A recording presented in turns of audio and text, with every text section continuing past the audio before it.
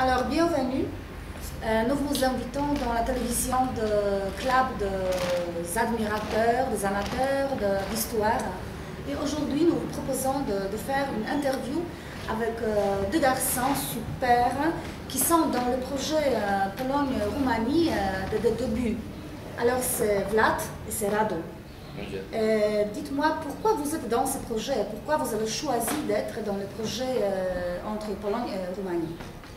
Parce que c'est un projet très intéressant pour nous, pour les élèves roumains. Nous aimons les Polonais, les élèves polonais, les professeurs polonais et tout qui est les échanges, tout de cet échange. C'est très bon pour nous. Merci à toi.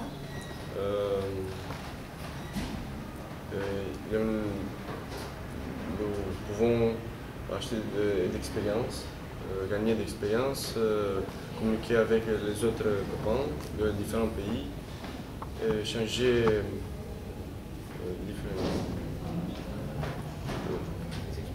les expériences, Tu peux dire en roumain si tu veux. C'est mieux. J'essaie de parler en français. Oui, je sais.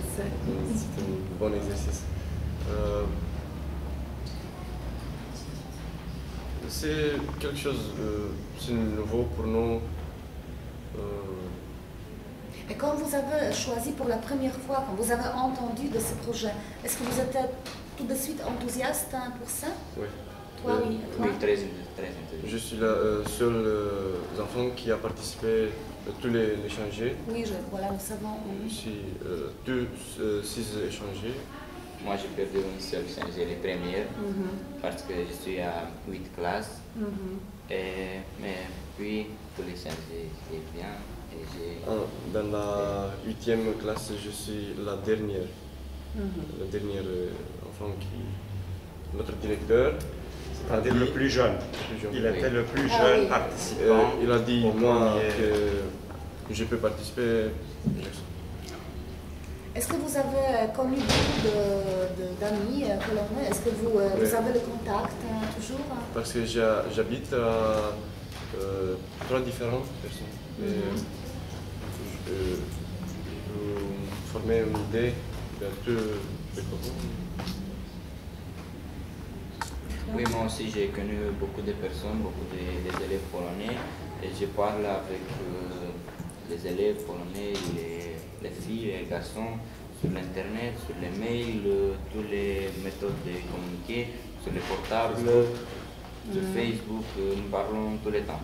Nous sommes très bons amis. On continue d'être maintenant. Je sais que vous avez connu Tosia, n'est-ce pas? Oui. Et maintenant c'est le frère de Tosia, c'est Piotr, qui est avec nous. Il est mon correspondant. Oui, voilà. Il habite à la maison. Il habite à moi. Oui, je sais. Voilà. Est-ce que vous aimez ce projet? Oui. Très.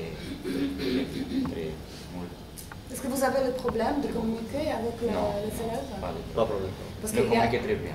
Il y a les élèves qui ne connaissent pas le français, alors? Oui, si les élèves qui ne connaissent pas le français, nous parlons en anglais, mais nous attendons de parler en français, mais ce n'est pas possible en anglais.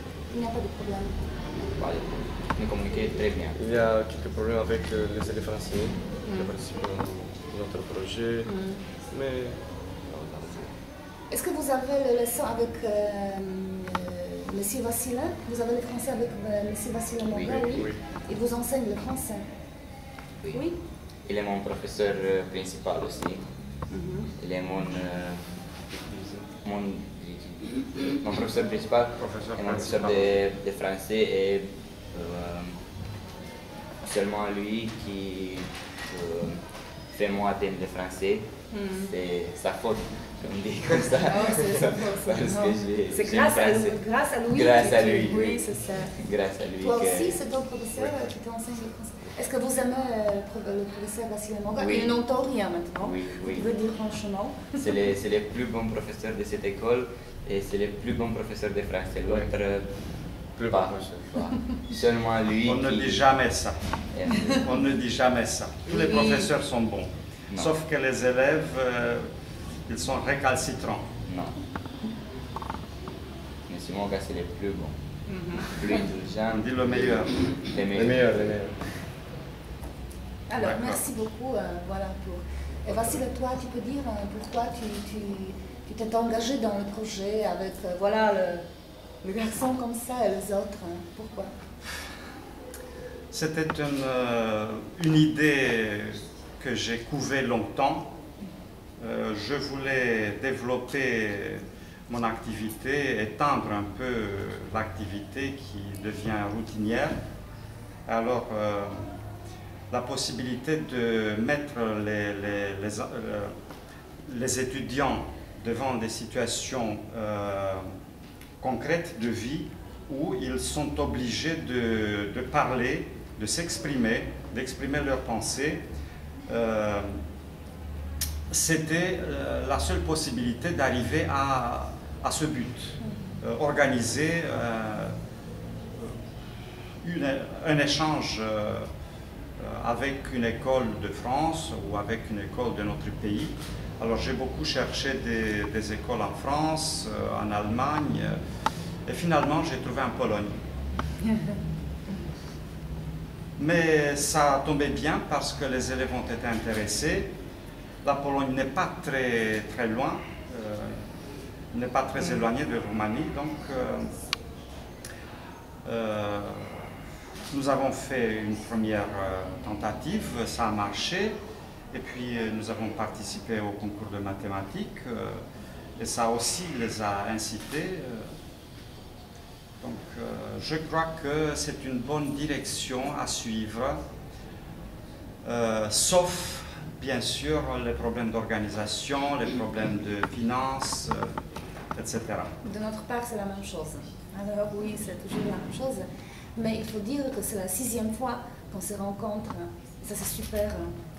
Voilà. Oui, nous avons fait trois tours complets, disons, Voilà. ce qui est très bien. Nous avons réussi une chose.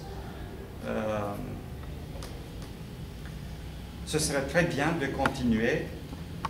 Ce qu'il faudrait faire maintenant, ce serait de trouver des solutions concrètes pour intéresser encore davantage, encore plus les élèves.